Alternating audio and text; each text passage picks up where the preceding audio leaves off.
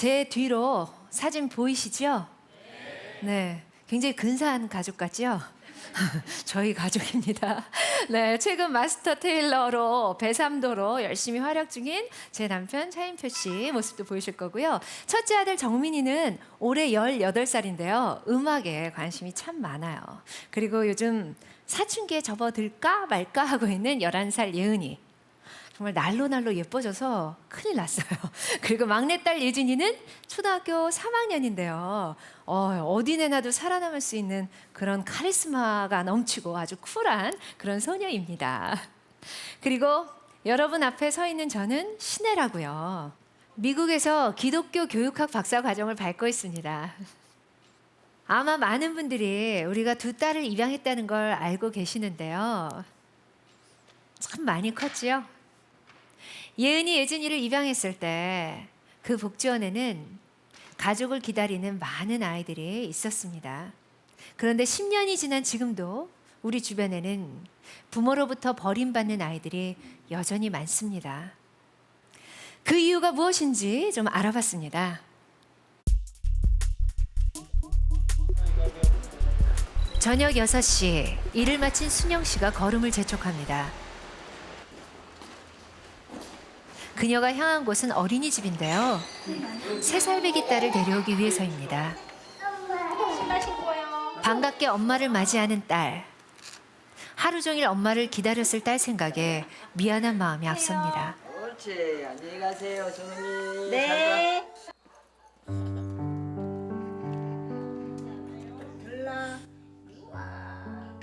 1년 전 이혼을 한 최순영 씨는 딸 영은이와 살기 위해 식당 서빙은 물론 전단지 아르바이트까지 안 해본 일이 없다.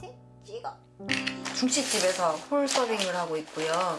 그게 뭐 길게를 못해서 화요일부터 금요일까지 근무를 하고 있고 80만 원 정도 돈이 돼요.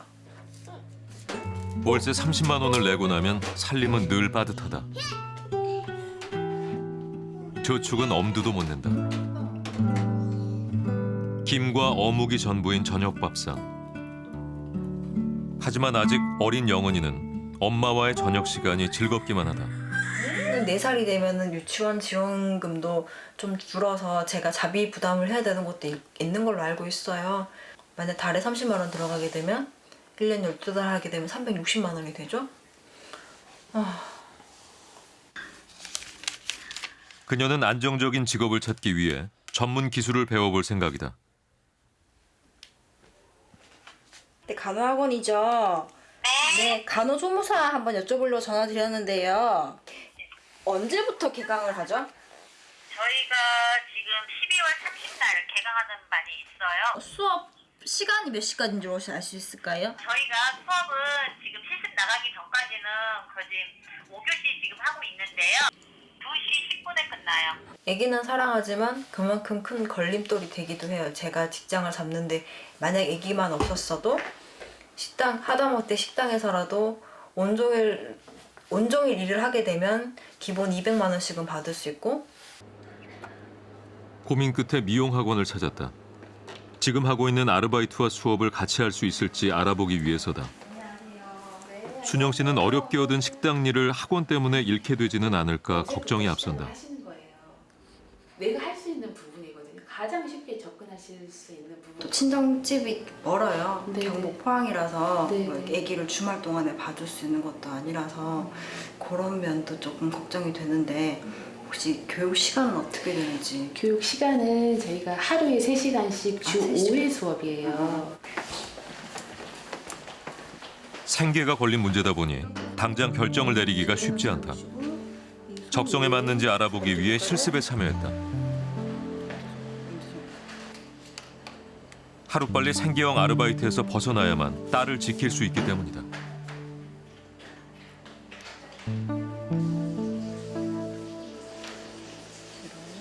제 경력이나 나이를 인정받으면서 할 수 있는 일이 없으니까 뭔가 자격이라도 하나 있으면 좀 더 오랜 시간 애기랑 이제 일자리가 없어질 거라는 불안감은 없이 일을 할 수 있으니까요.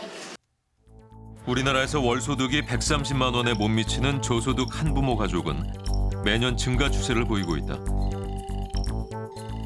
지난해 전체 한부모 가족의 11%나 됐다.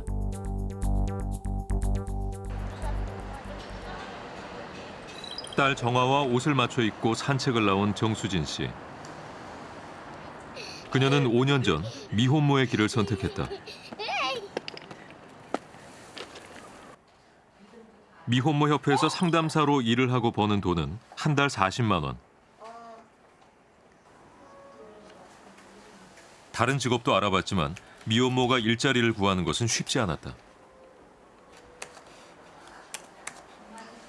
편의점이라는 데서 일을 했을 때 나중에 이제 나오게 된 계기가 제가 두 발로 직접 나온 게 아니고 임신한 걸 들켜서 거의 쫓겨나다시피 나오게 된 거였거든요. 경제적 어려움보다 사회적 편견이 더 견디기 어려웠다는 수진 씨. 그녀는 출산 후 딸 정아를 포기했다. 입양기관에 보낸 것이다.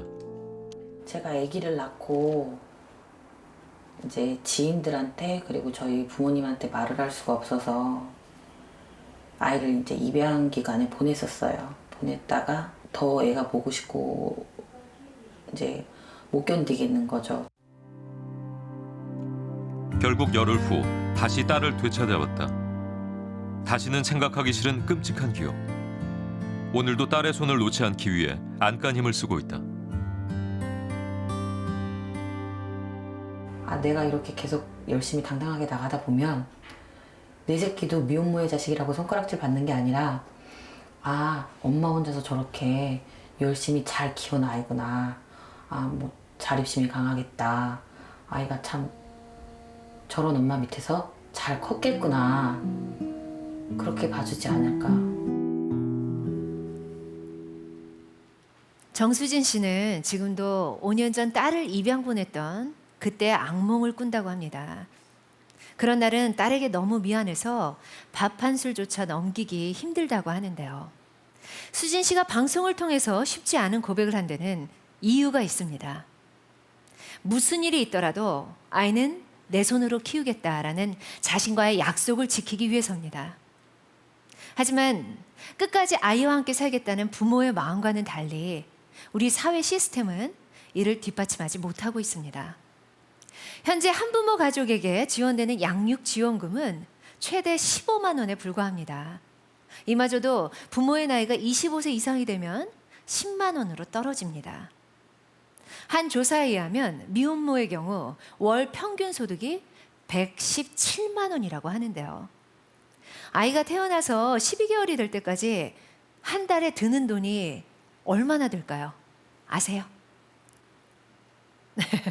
한 달에 사용하는 기저귀는 평균 300개, 분유는 최소 6통이 필요합니다. 예방접종도 해야 하기 때문에 한 달에 약 80만 원 정도가 들어갑니다.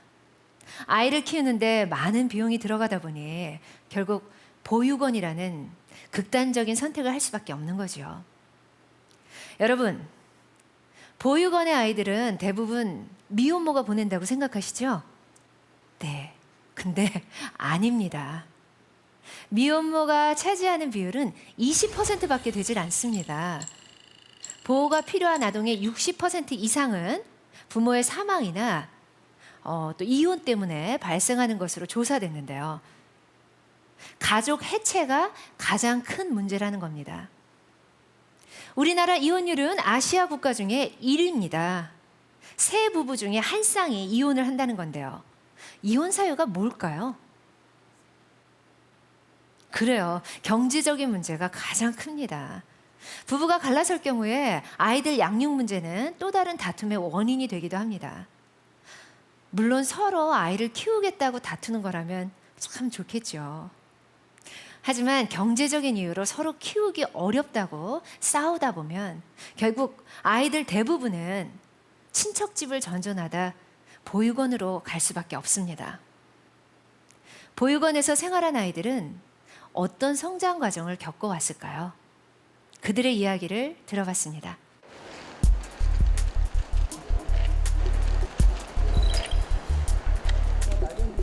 서울에 위치한 한 자립관.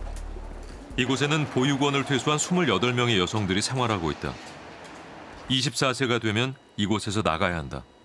먼저 이들은 부모의 이혼이나 사망으로 인해 보육원에서 생활할 수밖에 없었다. 저는 5살, 6살 때 아빠 돌아가시고 이제 엄마는 백화점에서 이제 저랑 동생을 버리고 가셔가지고 그때부터 보육원 생활하다가 여기 왔어요. 자유가 좀 없었던 것 같아요. 학교 끝나면 바로 집에 와야 되고 이제 뭐 친구들이랑 좀 놀다 오는 것도 안 되고. 학부모 참관 수업 때나 이럴 때 이제 다른 친구들은 다 학부모 부모님들 오시잖아요. 근데 저는 보육원 선생님이 오시니까 이에 대해 젊으시니까 엄마 맞냐고 이렇게 물어본 애들이 많으니까.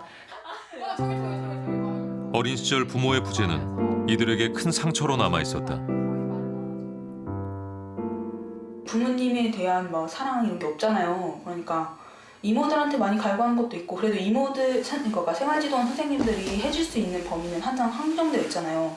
사람을 잘 못 믿어가지고 제가 이제 뭐 말하면 나도 그냥 편견 갖고 이제 계속 이렇게 차단을 해버리니까. 그리고 그 아픔은 어른이 된 뒤에도 이들의 삶에 영향을 미치고 있다. 남자친구는 이제 부모님 다 있는데 이제 아무렇지 않게 막 이렇게 엄마 아빠 이렇게 얘기하잖아요. 그럼 전 말 못하는 거죠. 막 집에 데려다 준다고 하는 거예요. 근데 보육원에 집에 가야 되는데 그래서 아니야 집에 안 데려다도 돼 막 이렇게 해서 이랬어요. 누군가랑 살아도 뭐 언젠간 약간 이혼을 하게 되지 않을까라는 그런 불안함이 있어요. 언젠가는 그 사람이 날 버리지 않을까? 22살 지선 씨는 2년 전 보육원에서 퇴소했다. 당시 그녀의 수중에는 정부에서 받은 500만 원이 전부였다. 운 좋게 자립관에서 생활하면서 집세와 공과금을 아낄 수 있게 됐다. 내년에 자립관을 나가야 하는 지선 씨는 오늘도 가계부와 씨름 중이다. 나올 때 이제 거기 선생님들이 많이 챙겨주시긴 했는데 통장 딱 봤는데 93만 원밖에 없으니까 이게 뭐지? 이러고 난 분명히 그렇게 막 엄청 흥청망청 쓰지도 않고 핸드폰도 막 다른 데 다 막 스마트폰 쓸 때 저 혼자 막 피처폰 구형 막 쓰고 있고 이랬었거든요. 네, 왜 이렇게 돈이 없지? 최근 그녀는 퇴근 후 집을 보러 다닌다.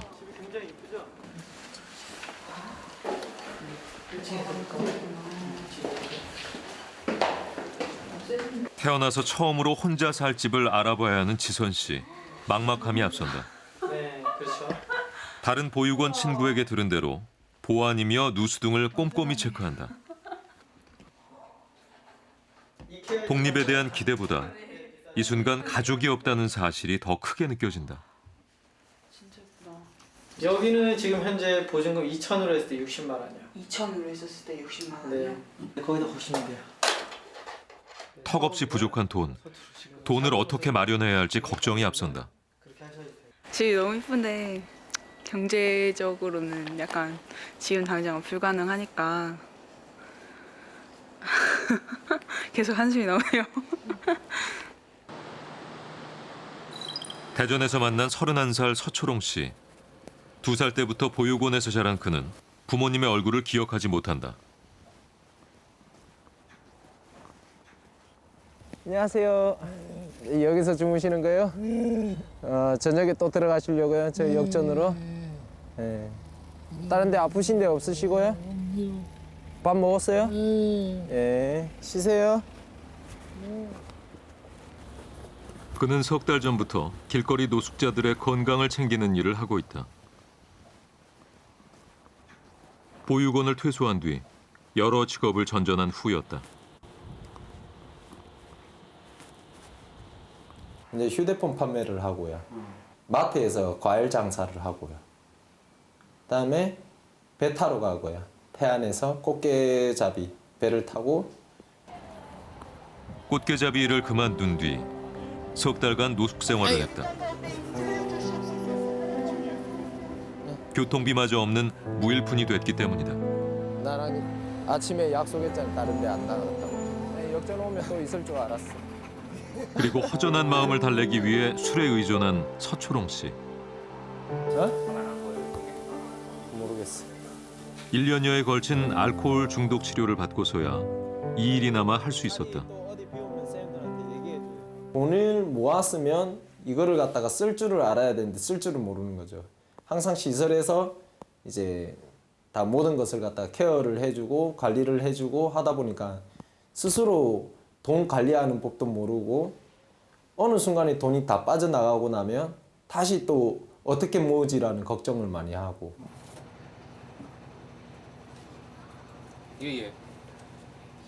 초롱 씨는 자립을 꿈꾸며 노숙자 쉼터에서 생활하고 있다.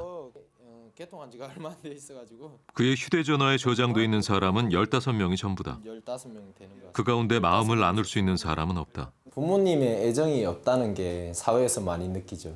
이제 사회에 이제 정착을 하게 되면 이제 누군가를 위해 살아야 되는데 내 자신을 위해 산다는 거에 좀 부족함이 많이 느낄 때가 있었어요. 15명밖에 저장되어 있지 않은 서초롱 씨의 휴대전화를 보니까 그동안 그가 얼마나 외롭게 살았는지가 고스란히 느껴집니다. 제가 한국에 있을 때 자주 방문하던 보육원이 있습니다. 그곳에 가면 아이들 모두 하던 일을 멈춥니다. 그리고 한꺼번에 몰려들어서 서로 안아달라고 합니다. 혼자 잘 놀던 아이가 갑자기 울음을 터뜨리기도 하는데요. 자기를 한번 봐달라는 뜻이죠. 그런 아이들과 똑같이 어른이 되어서도 여전히 사람들의 정을 그리워하는 서초롱 씨의 모습을 보니까 마음이 참 아프네요. 보육원에서 생활하고 있는 청소년들은 자신의 삶에 대해서 어떻게 생각하고 있는지 단어로 한번 모아봤습니다. 기다림, 포기, 슬픔, 편견, 무시, 불신 등 대부분 자신의 삶에 대해서 부정적인 감정을 나타내고 있습니다. 간혹 소망, 행복, 도전 이런 긍정적인 감정들도 눈에 띕니다. 그들의 바람을 나타낸 거겠죠. 아이들에게 진짜 필요한 것은 눈을 마주치고 그들의 이야기에 귀를 기울여주는 믿고 의지할 수 있는 부모와 가정입니다. 최근 우리나라 보육원 시설들은 아주 좋습니다. 위생적이고요. 그리고 또 아이들 관리며 지원도 아끼지 않고 해주고 있습니다. 그리고 보육사들도 아이들을 잘 키우기 위해서 애를 씁니다. 하지만 그곳에서는 1:1 관계가 맺어질 수 없습니다. 아무리 좋은 보육원도 보육사 한 명이 여러 명의 아이를 돌봐야 합니다. 그러다 보니 아이들은 늘 정에 굶주릴 수밖에 없는 거죠. 자, 지금 보시는 것은 한부모 가족에게 지원되는 비용과 그리고 보육원에서 생활하는 아동 한 명에게 지원되는 금액을 비교한 그래프입니다. 무려 10배 이상의 차이를 보이는 것을 확인할 수가 있는데요. 보육원에 지원되는 150만 원에는 아동의 생활비, 그리고 시설 직원의 인건비, 또 유지비 등이 포함되어 있습니다. 경제적인 문제로 자식을 어쩔 수 없이 보육원에 보낼 수밖에 없는 부모에게 15만 원이 아닌 150만 원이 지원된다면 어떨까요? 어쩌면 아이는 친부모 밑에서 애정을 듬뿍 받으면서 자라날 수도 있을 겁니다. 학부모란에 누구를 써야 할지 고민하는 일도, 또 명절에 찾아갈 집이 없어서 혼자 눈물 짓는 일도 생기지 않겠죠. 자, 이분이 누군지 아시죠? 네, 마가렛 태처 전 영국 총리 수상입니다. 그녀가 1992년 한국을 방문했을 때 아이들이 집단으로 생활하고 있는 보육원을 보고 굉장히 놀랐다고 합니다. 영국은 1990년대 대부분의 아동 수용시설을 폐쇄시켰습니다. 이런 과감한 결단을 내린 것은 아이들은 가정에서 자라야 한다는 그런 강한 믿음이 있었기 때문인데요. 지금 전 세계에서는 보육원을 없애기 위한 운동이 한창 진행되고 있습니다. 그 현장 함께 보시죠.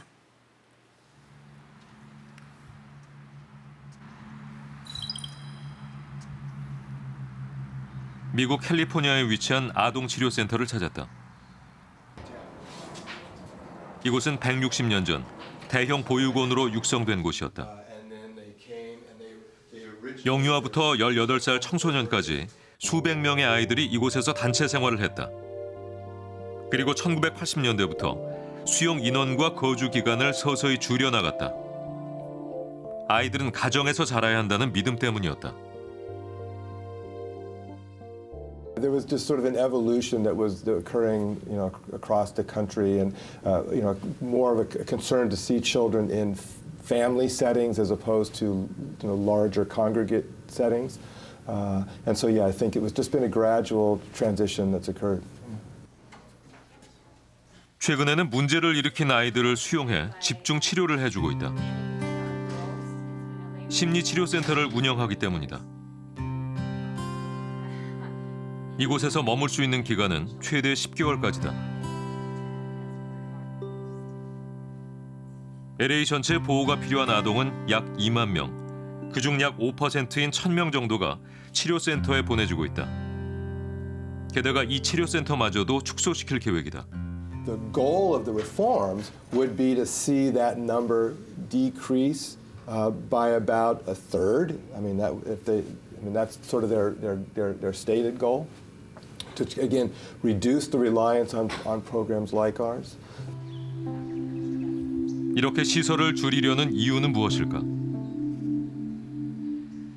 I think that's what we over the last decades have discovered and really focused on here in the United States is that it isn't normal for kids to grow up in large institutional settings, and so the more that we can find them opportunities with members of their family or friends in the community that they may know or other caring adults and families who are willing to take them in, we can provide them a more normal childhood and then an opportunity to grow and flourish.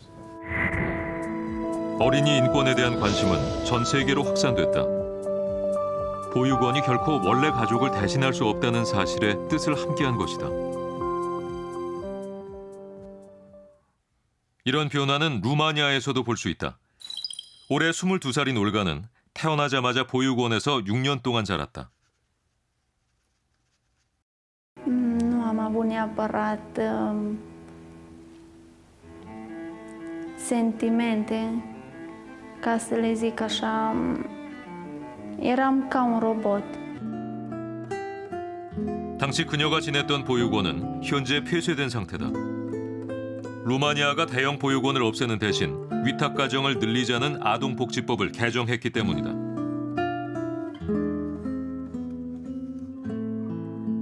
현재 남아있는 보육원 수는 160개. 루마니아 정부는 2020년까지 모든 보육원을 없애겠다고 발표했다. 보육원이 사라지는 것은 전 세계적인 흐름입니다. 제 뒤로 보이는 것은 한 입양단체에서 쓴 기고문입니다. 미국의 보육원은 멸종됐다라고 표현을 했습니다. 지금 보이는 국기들 보이시죠? 미국, 영국, 호주 등 이 국가들의 공통점은 1980년대에 들어서면서 대형 보육원을 치료센터 또는 그룹홈으로 전환하거나 폐쇄하기로 결정한 겁니다. 전 세계가 보육원을 없애기 위해 노력하고 있는데요. 그럼 우리나라의 현실은 어떨까요? 우리나라의 보육원 시설 현황입니다. 2010년부터 지난해까지 보육원 수는 거의 변동이 없습니다. 현재 전국에 243개의 보육원이 있는데요. 우리나라보다 경제 상황이 좋지 않은 루마니아에서도 2020년까지 대형 보육원들을 줄이겠다고 선언했습니다. 그럼 우리나라는 어떨까요? 지난해 부모로부터 버림받은 아이들 중 60% 이상이 보육원으로 보내졌습니다. 최후의 수단인 보육원이 우리나라에서는 최선책이 되고 있는 것이죠. OECD 국가 중 GDP 순위가 13위인 우리나라지만 왜 이리 세계 흐름을 따라가지 못하고 있는지 참으로 안타깝습니다. 지금까지 강연 잘 들었는데요. 미국에서는 이제 보육원이 멸종됐다라는 표현처럼 보육원이 점점 폐쇄되어 가고 있는 게 세계적인 트렌드라는 건 잘 알겠습니다. 그런데 아직 그래도 우리나라에서는 돌아갈 곳이 없는 아이들도 있고요. 또 원 가정에서 도저히 아이들을 보살필 수 없는 경우도 있는데 이렇게 보육원을 무턱대고 닫아버리면 그 아이들을 어떻게 해야 될까요? 네, 유엔에서 정한 아동권리 협약이라는 것이 있습니다. 이 협약에 따르면 정부는 어린이의 이익을 최우선으로 고려하여 정책을 수립하고 시행해야 한다고 규정합니다. 여기서 아동의 이익을 최우선으로 고려하는 정책이란 가정에서 행복과 사랑, 이해 분위기에서 아이는 성장해야 한다라는 것입니다. 그래서 보육원을 없애고 있는 나라들은 대신 위탁 제도를 마련했습니다. 미국에서도 운영되고 있는 위탁 제도가 무엇인지 제가 그 현장을 찾아가 봤습니다.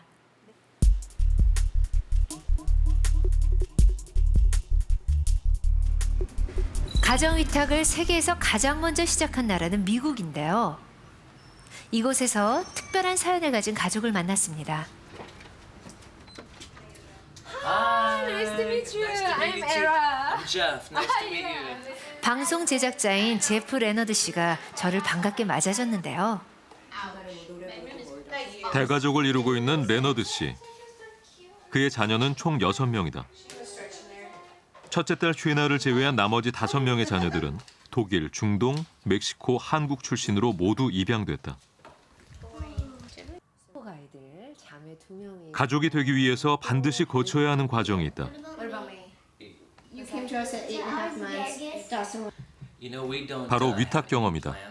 Going through these classes and the training, getting equipped, learning what does it mean to become a foster parent? What are these children like that are coming to you from the foster care system, and how to help them best?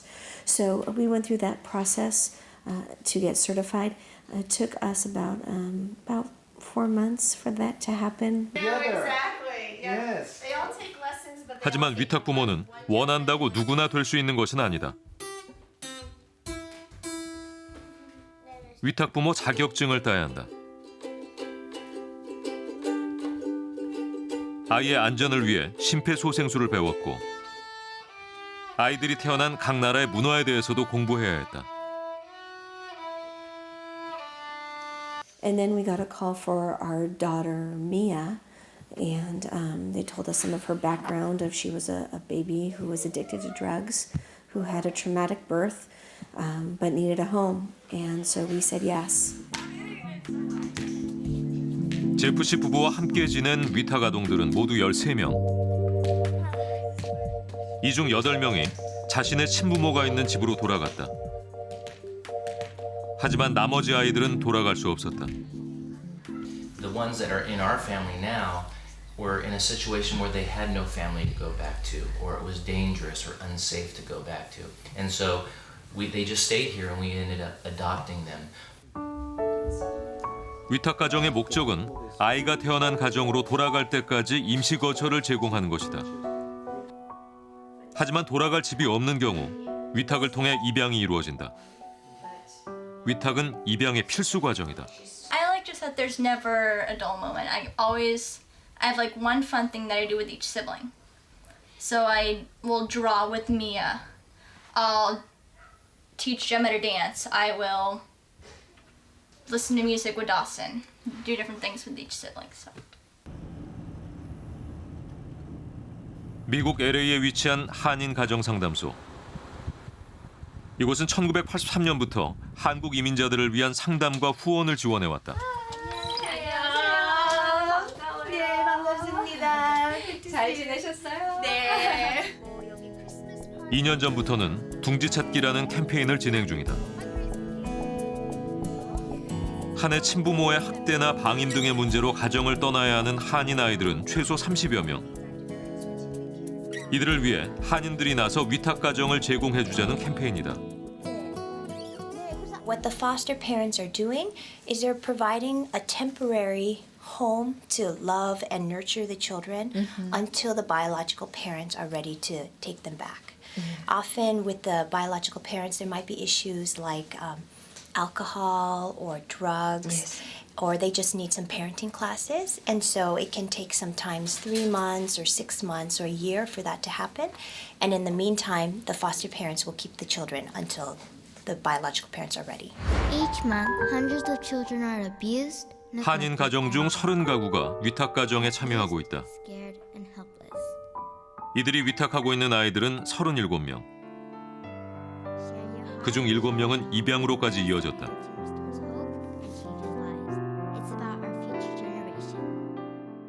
There's also, like we call the wrap-around service. The mental health would work with the foster parent or the caregiver to kind of give them intensive help, weekly basis or daily basis, so then they can, stabilize the placement.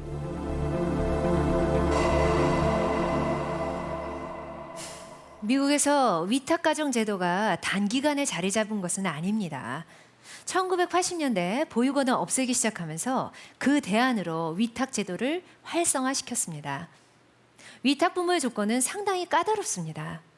우선 위탁을 하려면 기본적으로 아이가 편하게 거주할 수 있는 공간이 확보되어야 합니다. 응급상황 대처법, 그리고 학대를 경험한 아이의 트라우마를 극복할 수 있도록 총 30시간 이상의 교육을 이수해야만 합니다. 관리도 철저하게 이루어지고 있습니다. 사회복지사가 정기적으로 집을 방문해서 위험한 요소는 없는지, 위탁 부모에게 문제는 없는지 확인합니다. 제 뒤로 사진 한 장 보이시죠? 이 모든 과정을 이수하면 위탁 부모 자격증을 받게 됩니다. 그런데 이 자격증에는 유효기간도 있습니다. 1년에 한 번씩 위탁 부모 자격 요건 심사를 받아야 하는데요. 이 평가를 통과해야만 자격증을 재발급받을 수 있습니다.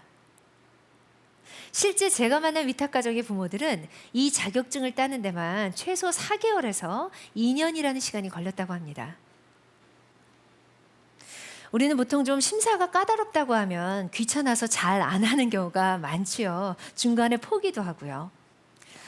자, 미국의 위탁 부모 심사는 엄격하기로 유명합니다. 그럼에도 불구하고 미국의 위탁 가정은 매년 높은 비율을 차지합니다. 2003년 69%였던 위탁 가정은 최근 75% 가까이 증가했습니다. 정부도 위탁 가정에서 아이가 잘 자랄 수 있도록 제도적으로 뒷받침하고 있습니다.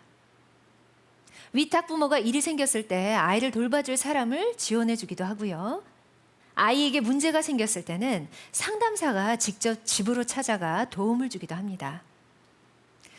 미국 정부가 위탁 제도에 이렇게 많은 노력을 기울이는 이유는 무엇일까요? 바로 아이들은 원가족, 친부모 밑에서 자라야 한다는 원칙 때문입니다. 조사 결과 미국의 위탁 아동 중 51%가 원가족의 품으로 돌아간 것을 확인할 수 있었는데요. 만약 아이의 친부모가 여전히 약물 중독이나 폭력성을 보일 경우 계속 위탁 가정에서 생활하게 되는 경우도 7%를 차지했습니다. 그런데 결국 이 제도들이 아이들을 행복하게 하기 위함일 텐데요. 네. 근데 아이들이 이 집 저 집을 이렇게 전전하다 보면은 참 그 작은 환경 변화에도 민감한 게 아이들이잖아요. 정서적으로 불안감을 느낀다거나 이런 문제는 없을까요? 네, 정말 좋은 지적이세요. 친부모와 생활하지 못할 경우 성인이 되기까지 평균 7번가량 다른 위탁 가정을 경험하게 됩니다. 계속해서 양육자가 바뀌게 될 경우 아이는 당연히 정서적으로 불안해집니다. 그래서 아이들을 위해 마련된 것이 있는데요. 바로 입양입니다. 위탁은 크게 2가지 역할을 합니다.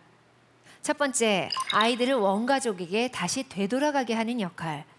그리고 2번째, 가족을 잃은 아이들이 안전하게 입양이 될 수 있도록 도와주는 징검다리 역할을 하는 건데요. 위탁한 아이를 입양까지 한 가족을 만나서 그들의 이야기를 들어봤습니다. 우리나라는 미혼모가 자신의 친자녀를 키우기도 힘든 상황인데요.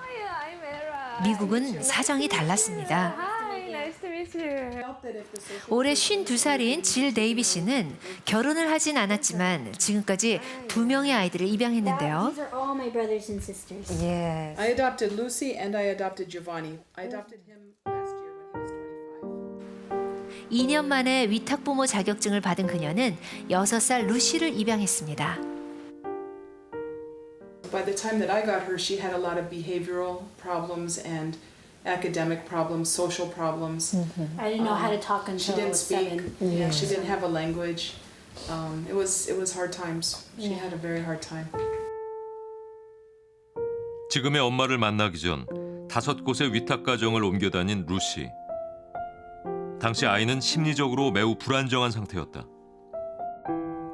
그리고 영어를 못했기 때문에 소통에도 많은 어려움이 있었다.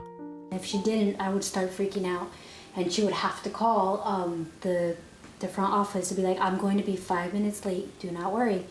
And every time she would call, and it would make me feel better. But I was always worried that she didn't want me.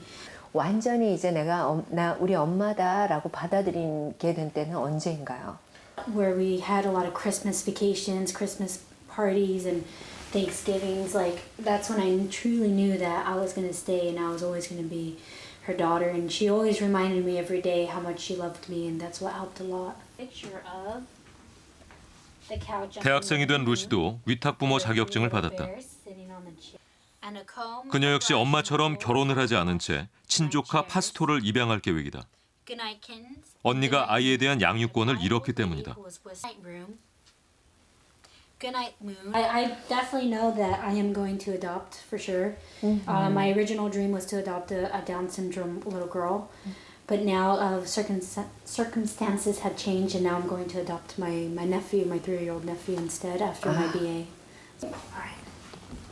결혼을 하지 않은 미혼 여성도 정부가 제시하는 엄격한 위탁부모 자격을 갖춘다면 언제든지 입양 부모가 될 수 있다. I think the best thing is that I didn't have a family, and I ended up with not only Lucy but 6 other siblings and 18 grandchildren, and you know it's pretty wild. You know? And My brothers and sisters like to say that we adopted her into our family. That's what they say. Yeah.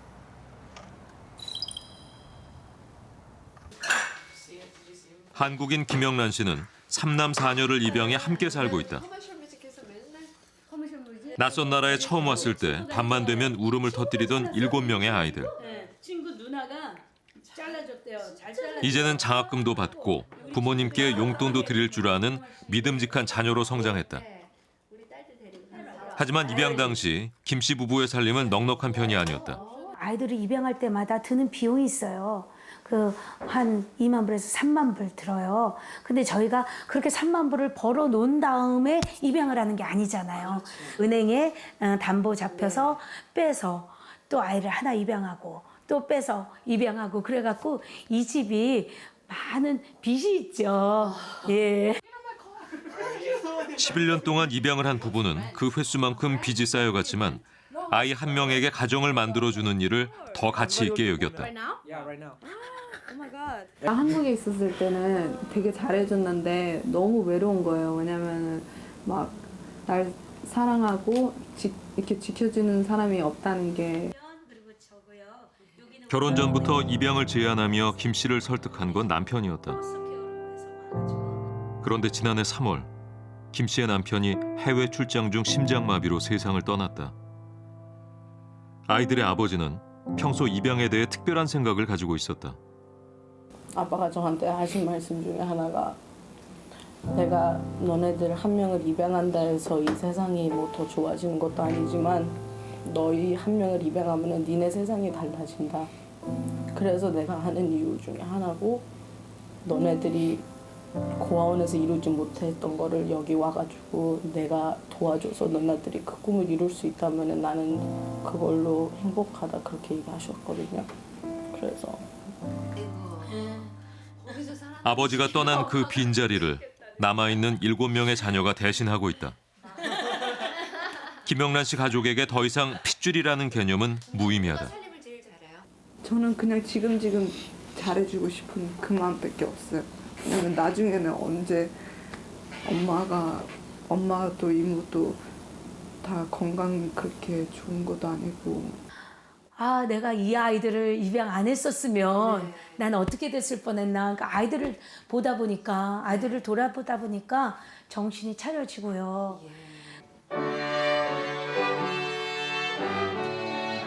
한 집안의 버팀목이었던 남편과 아버지를 잃은 김영란 씨 가족.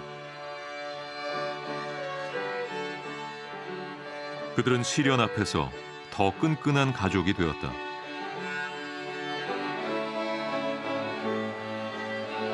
그리고 가족은 이들에게 새로운 삶의 기회를 안겨줬다.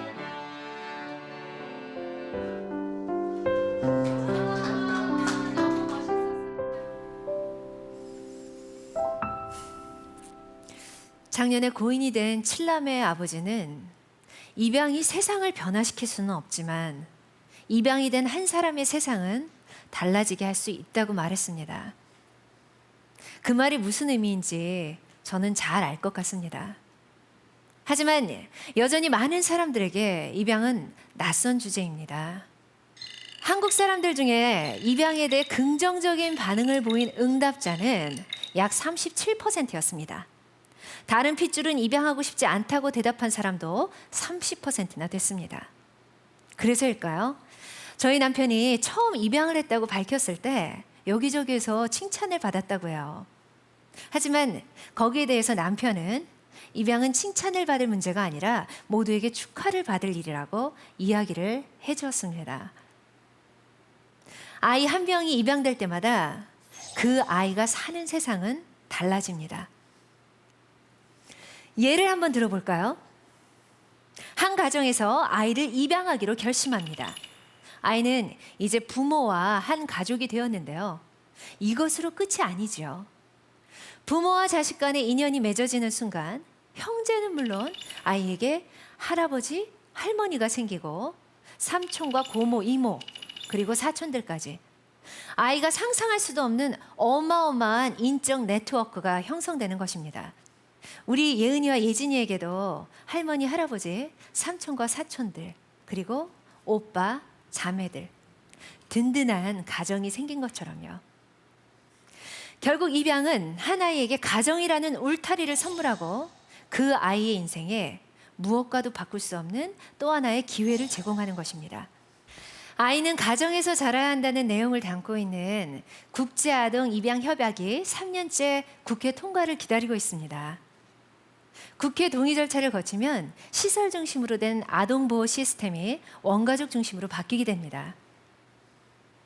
이 모든 것이 아동의 행복은 가정에서 비롯된다는 전 세계의 약속입니다. 어떤 사람들은 예은이, 예진이가 저희를 만난 건 행운이라고 말합니다. 하지만 저는 그 반대라고 생각합니다. 저와 제 남편이 이 아이들을 통해서 얻는 기쁨은 말로 표현할 수가 없어요. 가족이 서로에게 미치는 영향은 어마어마합니다. 이 세상 모든 어린이들은 가족 안에서 사랑받고 행복하게 자랄 권리가 있습니다. 앞으로 우리 아이들이 살아갈 세상은 모든 아이들이 가정이라는 곳에서 자라날 수 있는 기회를 가질 수 있는 그런 건강한 세상이 되기를 바랍니다.